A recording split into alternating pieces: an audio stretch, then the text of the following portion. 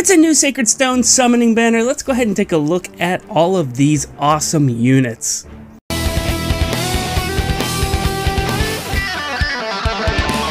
I say awesome units, and there are quite a few fan favorites in this banner, even though it's only 3 units. But I'm sort of disappointed. I'm going to let you know that now, so that if you get any kind of weird intonations off of me as I go through this, that's why.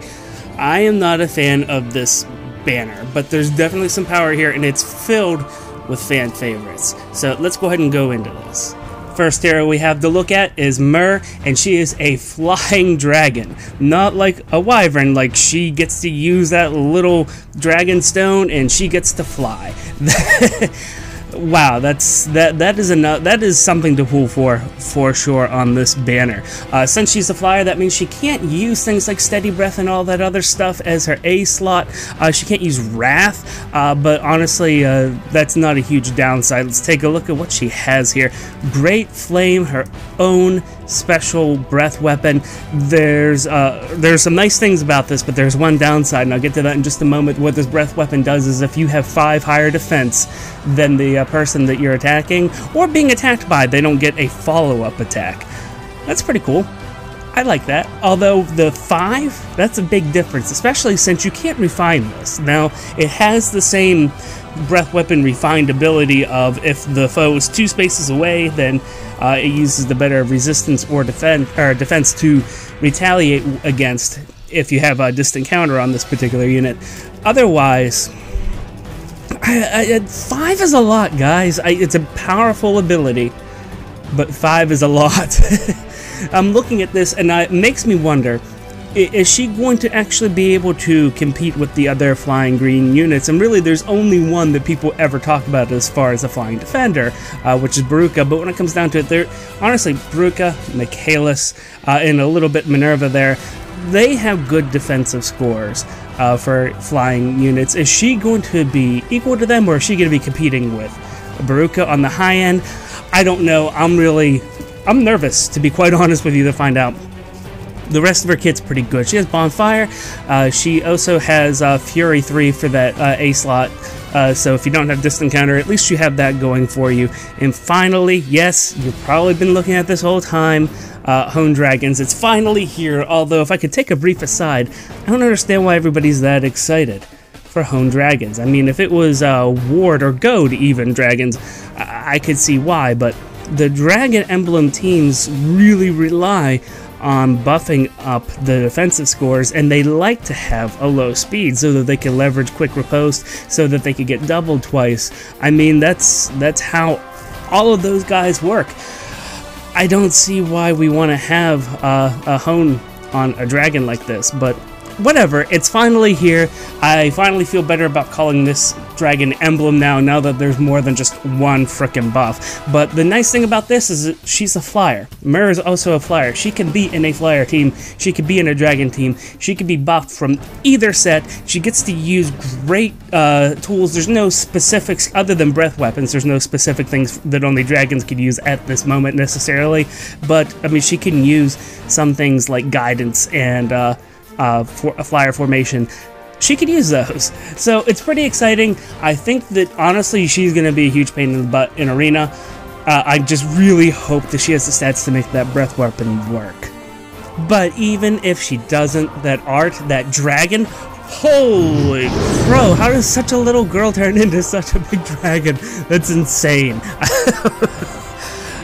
It's wonderful. We have L'arachel, and she is mounted on a horse and is swinging a blue book around, so that's pretty cool. So her tome, Ivaldi, gives you a bonus to attack and speed whenever you are attacking somebody who's at 100%. This is in addition to it having a 14 might. This is in addition to it giving you +3 defense. And so, with all of that said, all in one, I mean, it's her own unique tome, but that has a nice pop. It means that she's like here to Alpha Strike. She's on a horse. She's going to get the horsey buffs. She'll run up there and just smack something really hard. Of course, the question on everybody's mind, does this mean that we don't have to sack an Ursula in order to have a blue blade tome on a horse now? Maybe. sounds pretty reasonable. We'll have to find out whenever her stats come out here. As far as the rest of her kit goes, she has growing light. That's pretty good. It's an awkward pattern, but honestly, it reaches so far that in a lot of different PvE maps, you're going to get a lot of use out of it. Not so much in PvP, but that's okay. She also comes with renewal, so hey, there's that healing aspect that sort of plays in her character, which is pretty great. And she has resistance tactics, which is okay.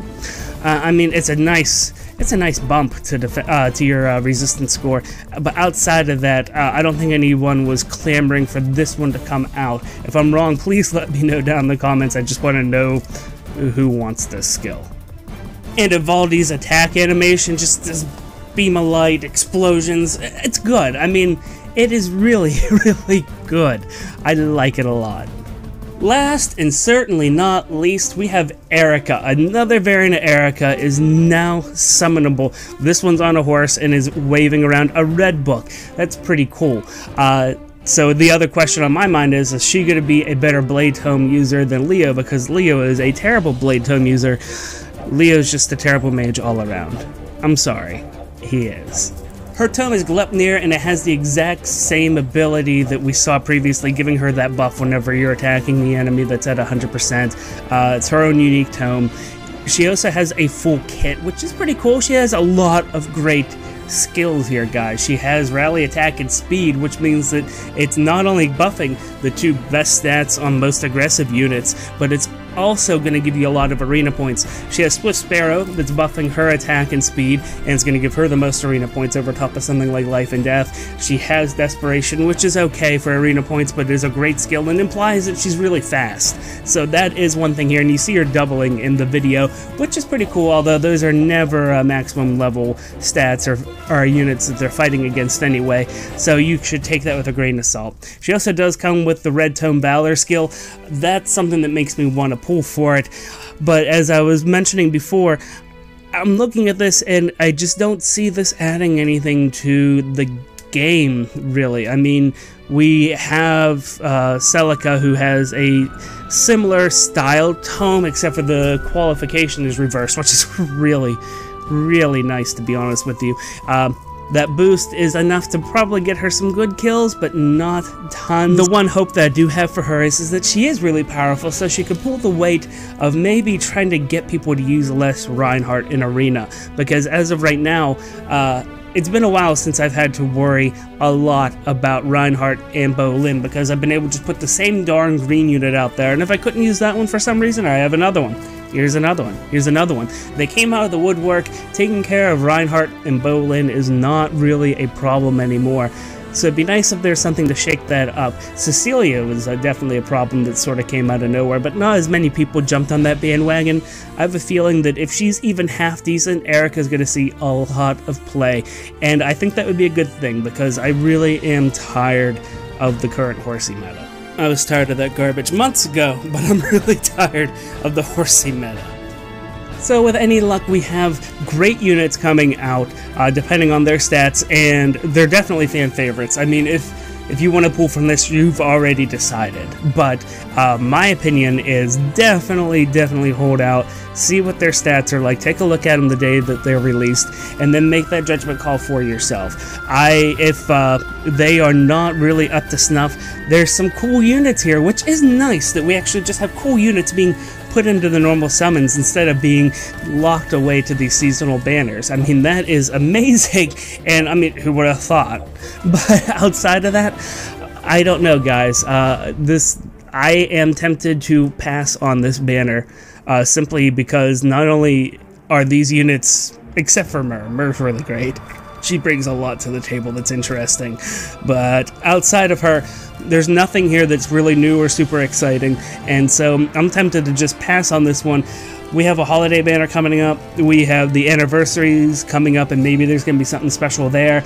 Let's just wait and see. That's my advice to you, unless, like I said, you have a fan favorite in there, then enjoy. I hope you get whoever you're pulling for. And let me know who that is down in the comments. Do you really want someone from this banner, or are you just disappointed at the selection from Sacred Stones, wishing that maybe there'd be some other people? Let me know, and do me a favor, if you like your Fire Emblem information hot and fresh like Grandma's cookies, hit that subscribe button. My name is Deltran. Thank you guys so much. I greatly appreciate all of you. And until next time, take it easy.